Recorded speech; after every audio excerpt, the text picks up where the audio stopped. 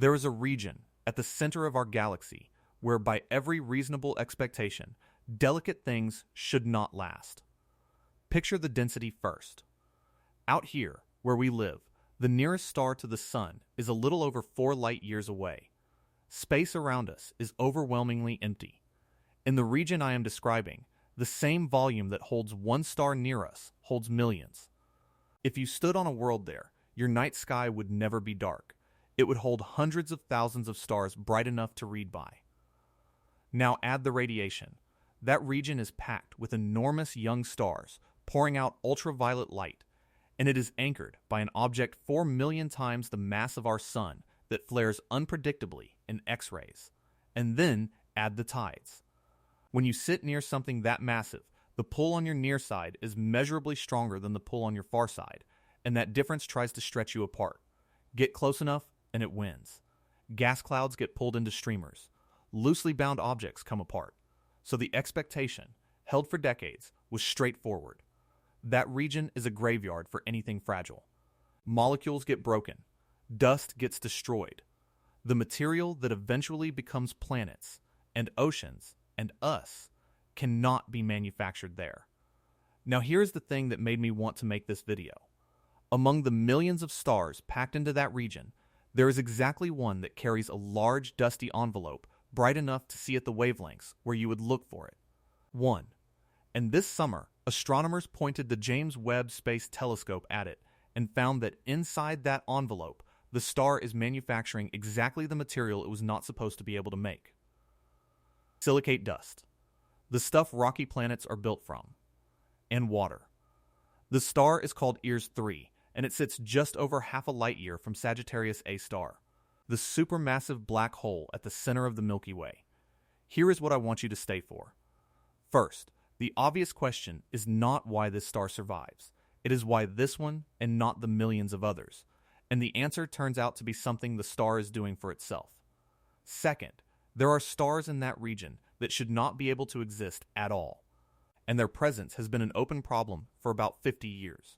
And third, something appears to be destroying a specific class of object down there selectively, and one of the proposed culprits is dark matter.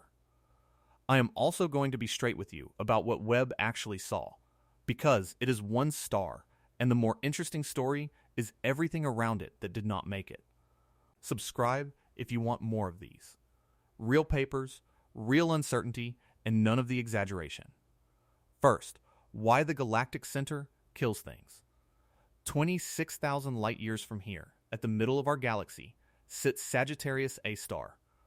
4 million solar masses compressed into a region smaller than Mercury's orbit. It was photographed for the first time in 2022. And it is the anchor our entire solar system has been circling for 4.5 billion years. As black holes go, it is relatively quiet. It is not blazing like a quasar. But quiet is relative, and the neighborhood around it is not quiet at all. Wrapped around it is the nuclear star cluster, one of the densest concentrations of stars anywhere in the galaxy. Millions of stars in a few light years. Stellar winds colliding. Ultraviolet light saturating everything. That ultraviolet is the specific problem for chemistry.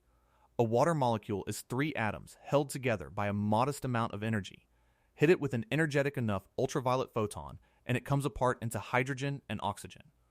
The process is called photodissociation, and it happens constantly, anywhere radiation is strong and there is nothing to hide behind. Dust has the same vulnerability from a different direction. Dust grains are tiny solid particles, mostly carbon or silicates, and in a harsh enough environment, they get eroded by radiation, shattered in shocks, and sputtered apart by fast particles. And then there are the tides I mentioned. Any object held together loosely enough gets stretched. Gas clouds in particular struggle, which matters enormously for a reason we will come back to. So the picture was of a sterile center, a place where the galaxy's chemical recycling simply stops. There was also a very practical reason we could not check.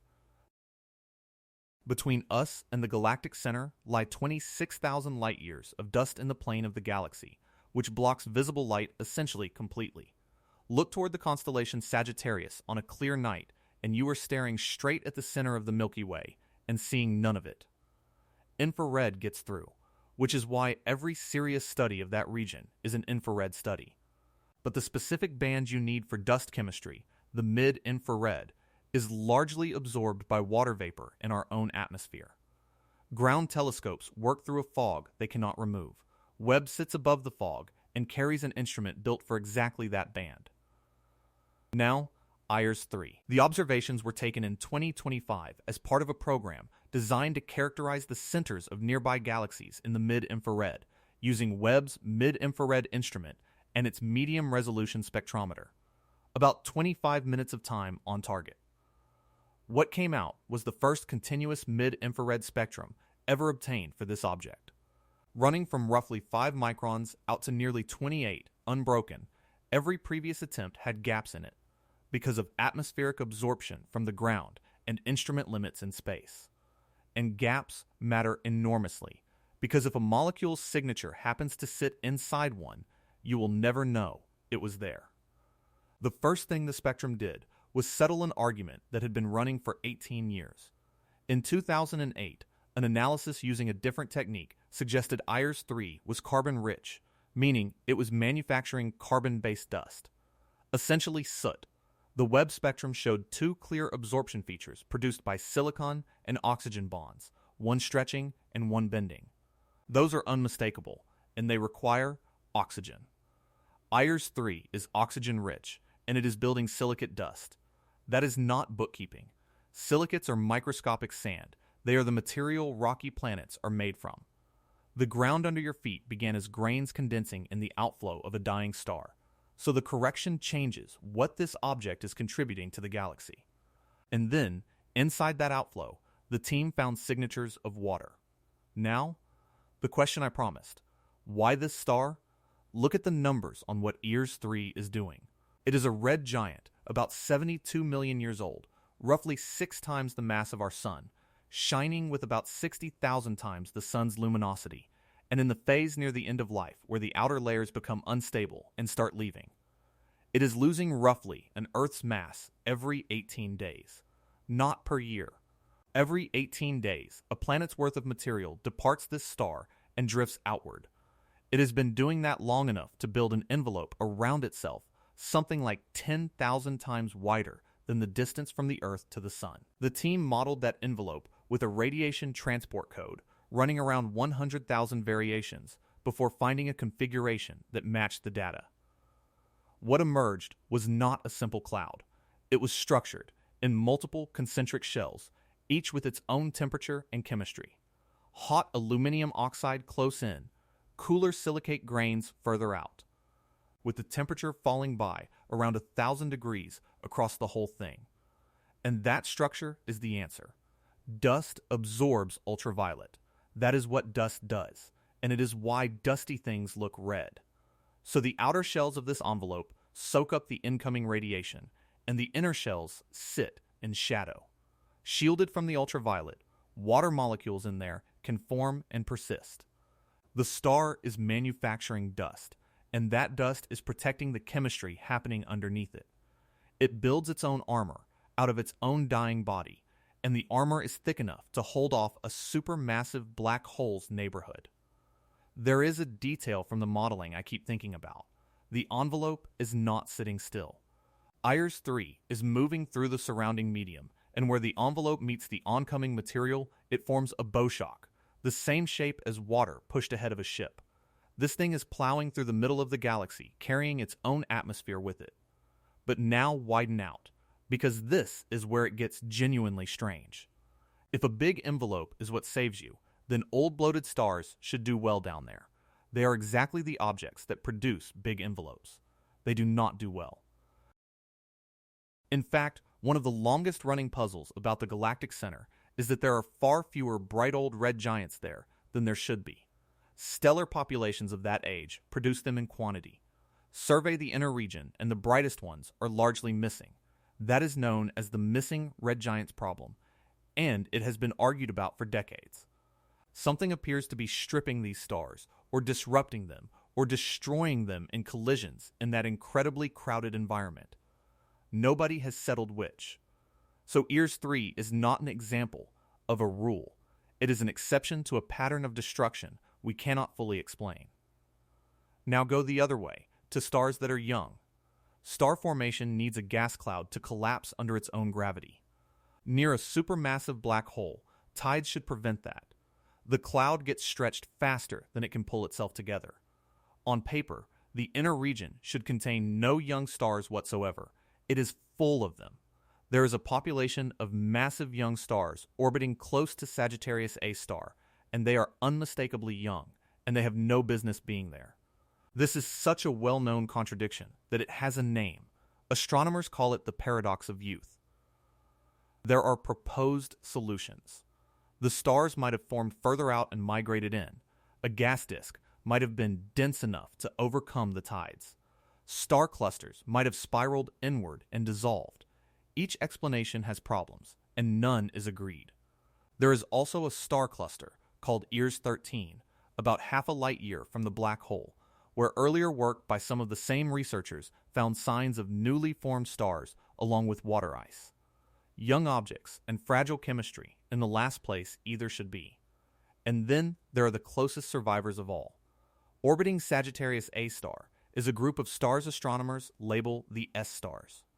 And their orbits are extraordinary. The best studied of them has been tracked for decades and used to test general relativity directly. But the record holder for a close approach is a star that on the current fit sweeps in to roughly 12 times the Earth-Sun distance from the black hole. That is closer than Saturn gets to our Sun. At that point, it is moving at something like 8% of the speed of light. I should be honest that the uncertainty on those numbers is large. They come from fitting an orbit observed over a limited arc, and the error bars are substantial. But the general picture is not in doubt. There are stars down there making passes that close, at that speed, repeatedly, and surviving them. A star survives because it is dense and tightly bound by its own gravity. A gas cloud is not, which is why clouds get shredded and stars do not. The line between the two is what astronomers call the tidal disruption radius, and where an object falls relative to that line decides its fate. Which brings me to the last thing, and the strangest. Compact objects should be the ultimate survivors. Neutron stars and white dwarfs are the leftover cores of dead stars, extraordinarily dense, bound together far more tightly than any ordinary star. Tides are essentially irrelevant to them. If anything can shrug off the galactic center, it should be these. The census does not cooperate. Ordinary pulsars, which are spinning neutron stars with relatively modest magnetic fields, are noticeably underrepresented near the galactic center compared to what anyone expects. That discrepancy is well known enough to have its own name, the missing pulsar problem, and it has resisted explanation for a long time. Meanwhile, there does appear to be an overabundance of strongly magnetized white dwarfs in that region. And there is one magnetar sitting remarkably close to Sagittarius A star, discovered in 2013, which is a neutron star with an enormous magnetic field, and it is perfectly stable, so the pattern is odd. Strongly magnetized compact objects appear to be doing fine. Weakly magnetized ones appear to be missing. One proposal, and I want to be clear that it is a proposal rather than an established result, connects this to dark matter. The galactic center should have a high concentration of dark matter, and in certain models, dark matter particles can be captured by extremely dense objects and accumulate in their cores over time. If enough gathers in one place, it could collapse into a tiny black hole inside the star. That black hole would then begin eating the star from the inside, and eventually the whole object would collapse. If that process runs unchecked, a great many compact stars near the galactic center should already have been destroyed, and the suggestion is that a strong magnetic field might interfere with the accumulation, which would explain why the magnetized ones survive and the ordinary ones do not. That is a speculative idea. It is one candidate among several, and the missing pulsar problem has other proposed explanations involving how pulsars are formed and how we search for them. I am including it because it is a genuine live hypothesis and because it illustrates the actual situation down there, which is this. We can list what survives. We can list what appears to be missing. We cannot explain the rule that decides between them. So what did Webb actually see? One star, an aging red giant just over half a light year from the black hole, wrapped in a layered shell of its own dust, with water surviving inside because the star built the shield itself. That is a real and careful result, and it says something important. The galactic center is not chemically sterile. The recycling that eventually produces planets is still running there.